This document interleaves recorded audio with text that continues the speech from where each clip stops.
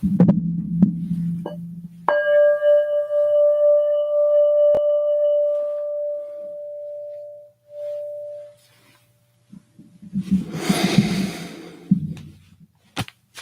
and love, everybody. Namaste. Welcome. Hey, Elizabeth and Alberta. Wow, Alberta. What a great place and beautiful. Everybody's all over the world today, and everywhere that you've mentioned, it has beauty to it. Well, peace and love and namaste. I'm Peter Panagore, MDiv, Yale Divinity School, and I only mention that to show cred. Ex-clergy, ex-church, two-time near-death experiencer. This is not church. Jesus through the lens of near-death experience and other things. No doctrine, no dogma, no theological Bravo Sierra. Hello to everybody here with me. Hey, Robin. Hey, Elizabeth. Oh, I said hi to you already. Hello, everybody here with me and everybody watching the recording. Thanks for allowing us to be part of your day. We are a mystical community of experiencers in many time zones united in our interior search. We are seekers, and I thank you for your support for being here with me. I'm grateful to Dr. Neil Douglas Klotz and his Aramaic to English translations from his, quote, Revelations of the Aramaic Jesus. Revelations of the Aramaic Jesus and, pardon me, the hidden teachings on life and death, for his agreement to allow me to use his writings in this series. I'm amazed that the doctor, Neil Douglas Klotz, his translations of the ancient Aramaic canonical gospels, for all you Christian or ex-Christians out there, align so closely with the non-canonical Gospel of Thomas and some of the world religions and mysticism, many of them, and with my understanding of Yeshua following my first NDE. This story of Jesus walking on water may be familiar to you, but the mystical meaning central to his teaching is probably not familiar to you if you just went to church and heard the preacher preach. Today's message in the Gospel of John may shock you. One day, Yeshua got tired of the people wanting the flashy signs of miracles and healings, so he ditched everyone and his friends, and friends included, and slipped away to a hill to meditate and pray alone to recharge and recenter. Good to follow that teaching. His hungry buddies, the disciples, go fishing after dark. They're fishermen. They know boats. They know the water. Going out after dark, not a big deal. But a large storm blows in hard and kicks up towering waves, as it still does on the Sea of Galilee. The fishermen see someone walking on the water toward them and get frightened. Is it a ghost? Is it a demon? Is it an alien? The Koine Greek story says that Jesus calls out, "Hey, it's me. Don't be afraid." John 6:20. In the Aramaic, Yeshua shouts, "Enana lathed hal uan," or, this is the shocking part. Don't let yourself be weakened or divided by mere appearance, by something which passes away. Don't let yourself be weakened or divided by mere appearance, by something that passes away. So what does this mean, this Aramaic? It means connecting. This is Dr. Klotz's understanding based in his scholarship. And this is what I see inside of myself and saw and see inside of the teaching of Jesus that's kind of hidden from the church. It means connecting your smaller self to the only self with a a capital O and a capital S, to the only self, your incarnate soul. Connect your incarnate soul to your oversoul, to the one light inside of everything. This connection will sort out what is real and not real. It's this interior connection that provides a vision and understanding, a hearing, a touching, a tasting of what is real and not real. I just used seeing and hearing and tasting and touching. These are real as far as they go here, but that's not what he's talking about.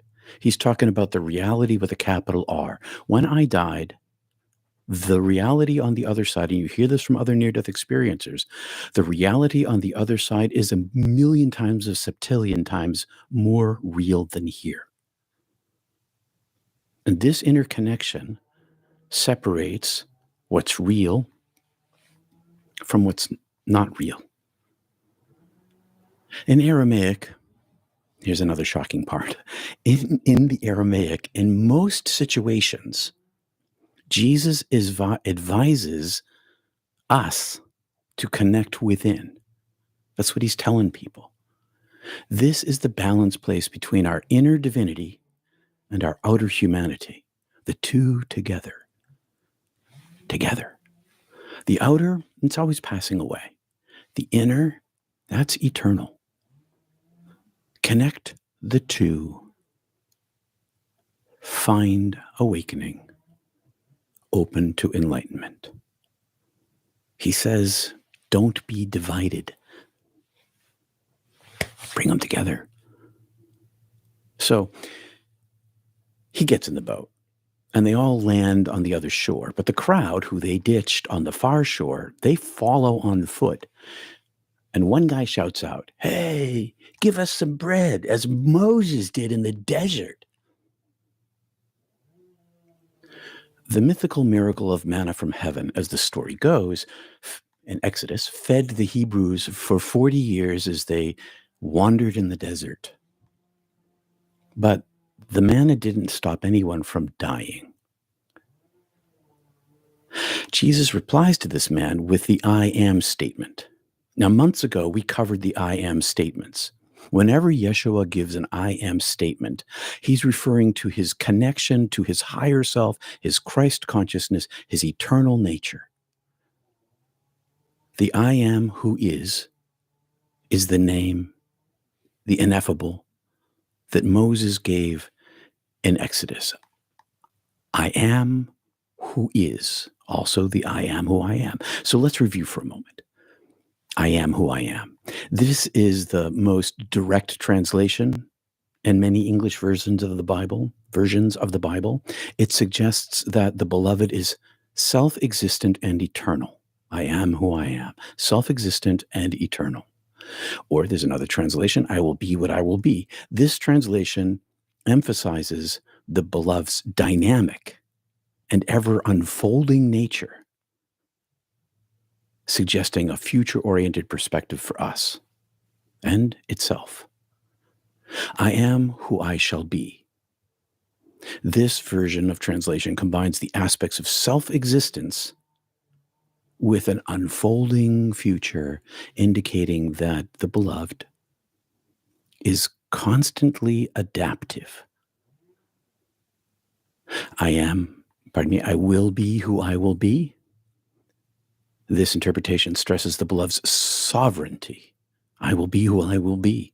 And the idea that the external forces of nature do not determine the divine's nature or actions. Separate, interwoven for us. But my favorite is the I am who is. This is the isness of the divine. This translation emphasizes the beloved's existence and eternal presence with us. This isness is in us. I am who I am. You are who you are. You have divinity in you. That is actually who you are. Jesus answers the man who asked for bread, saying, I am the bread of life. Ena lach ma dehe in the Aramaic. Jesus often uses the word inanna in the Aramaic Gospels and the Peshitta, which is the Aramaic Gospels. And every time he does, he points us to our ruha, our eternal souls that live within us. He does it all the time. Don't be divided. Connect to your eternal breath, your eternal divine. Are you hungry? Ingest a little eternal bread. Are you thirsty? Ingest some eternal water. Afraid? Connect to your real self, the only self, the oneness, the isness from whom you come, to whom you return, who you are right now beneath the 70,000 veils. This is your an everlasting self. For those of you who've explored your incarnations, your reincarnations, the thread that binds them all is yourself, your highest self, your soul. This is you. What are we hungry and thirsty for? What satisfies us once we've had a mystical experience that transforms our lives? He tells us to connect to our smaller, lower, original, only self, the original self, the oneness of being. Connect to the light that is and lives in all there is. Connect and discover your own true nature as he had. Be like me, he says. He wants us to have what he had.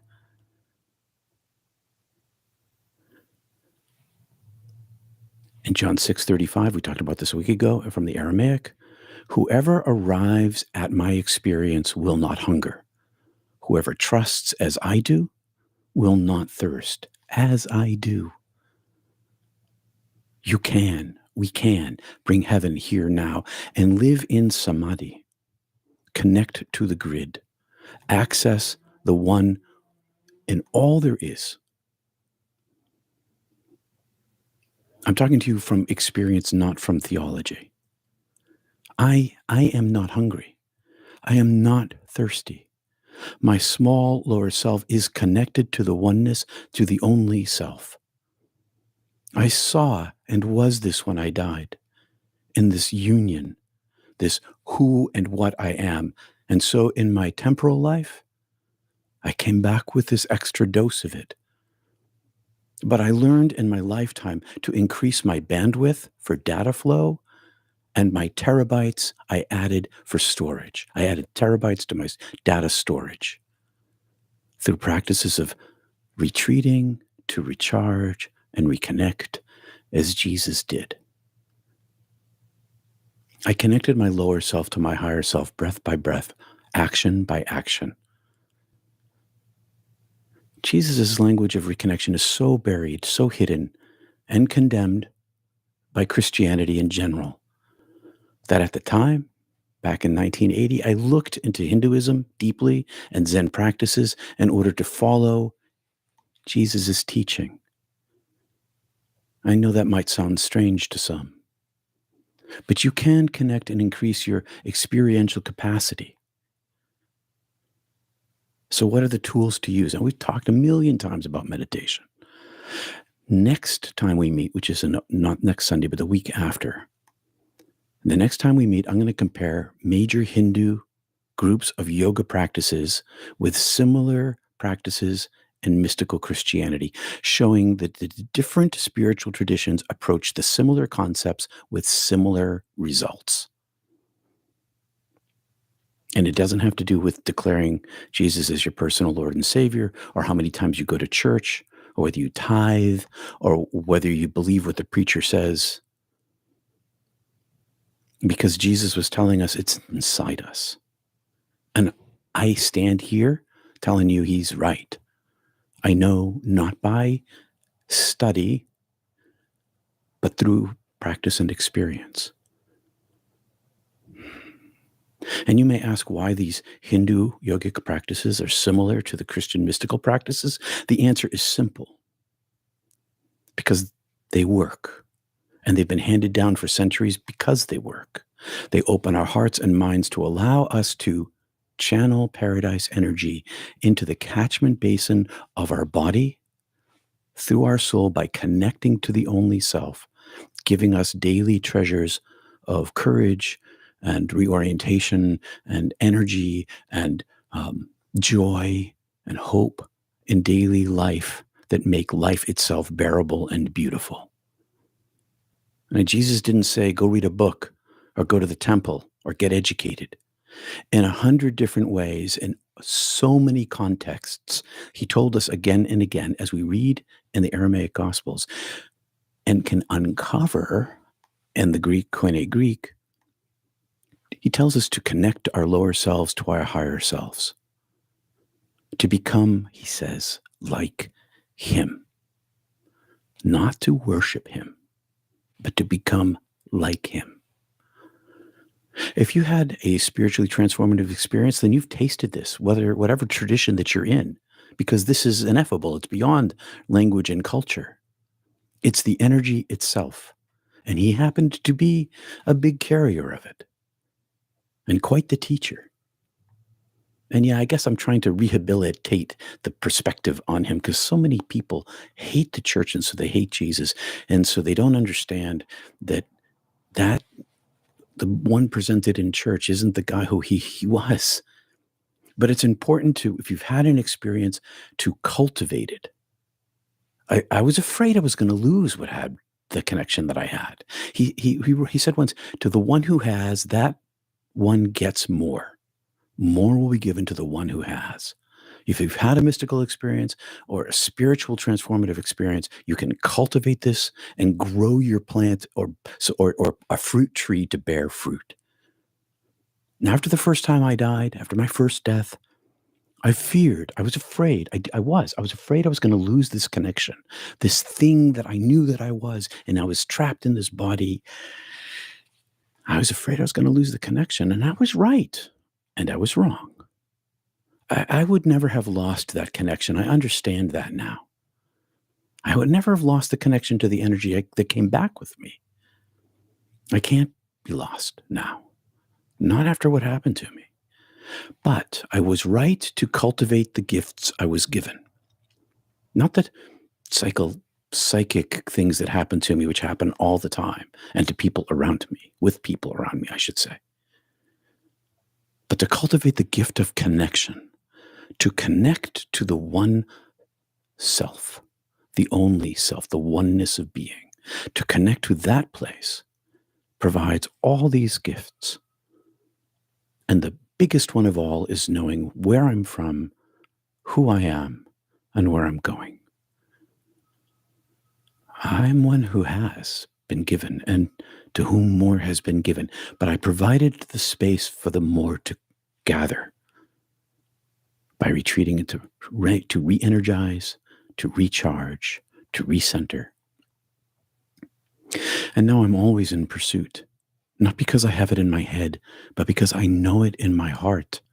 I know it with my own experience of the divine energy that lives inside of me, that is experientially transmittable and present, and increases in a collection of people who've had spiritual transformations. And therefore, by being in pursuit, I continue to grow spiritually. I am not done my growing. I am living in life, growing as I go, just as Jesus did, just as all of the saints did, the mystical saints in all these different traditions. I grow incrementally, and sometimes drastically, by connecting to the one. It's an operating inner connection that gives us felt energy in the now, giving us eyes to see, ears to hear, and a heart to give. I want to give this energy to you for a drink or a bite so that you might, with all your heart, soul, and mind, seek and find. And having found, continue to grow. Because this energy is you. And our bodies, they pass away. Our ruha, our soul, is eternal. Our ruha in Aramaic means a breath flowing freely, always connected to the source of reality. Capital S, capital R, Allah in Aramaic, Allah, YHWH, Brahma, Source, the beloved one and only self. The Ruha, the soul, has a bunch of different names. In Islam, it's called the Naf. In the New Age world, it's called our higher self. In Christianity, it's our soul. Mystical experiencers of oneness and union. Like me, I didn't ask for it. It happened. Know and not believe. Know that this is my original, actual, and eternal self. As Yeshua says in the Gospel of Thomas 80, nod to Robert there, fan of the Gospel of Thomas. Thomas 80, whoever has come to really know the outer world composed of levels of time and space has fallen over a corpse. And whoever has tripped over this corpse does not find such a world worth their while. Hence the conflict of many NDErs being depressed after their NDE. Not everyone, but many of us. I tripped over my corpse. The world is not reality. Temporary. And Jesus implies that once a person realizes the limited and transient nature of the material world, they no longer will find it fulfilling of their ultimate attention, no longer needing their ultimate attention. I live in the world, I work hard in the world, but my attention is... Instead, we seek a deeper spiritual understanding and connection that is more real and more valuable.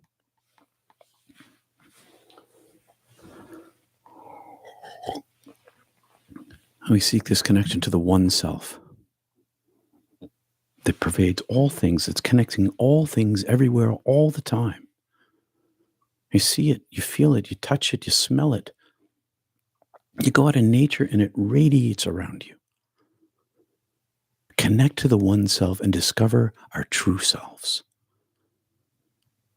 Don't let yourself be weakened or divided by mere appearance, by something that passes away. Fear not. Thanks for spending time with me today.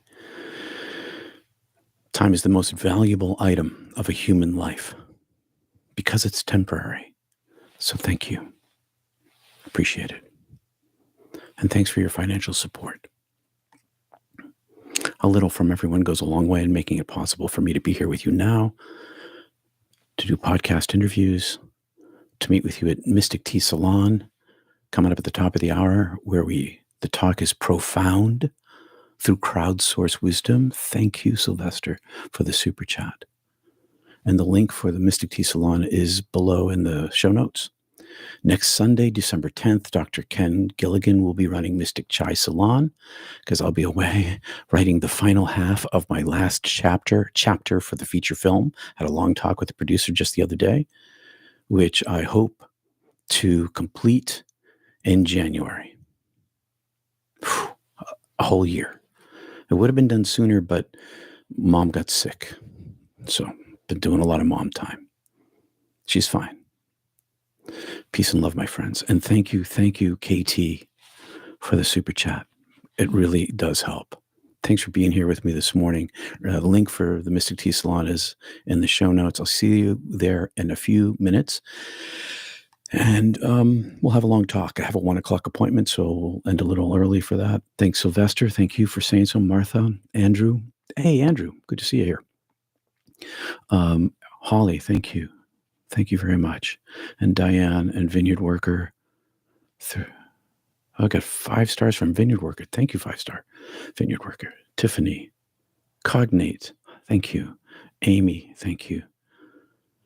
And let's see. Rick, Amy, Closet, Revelations of the Aramaic Jesus. That's the title of the book. And I'll see you in a few minutes. Peace and love, everybody. Thank you.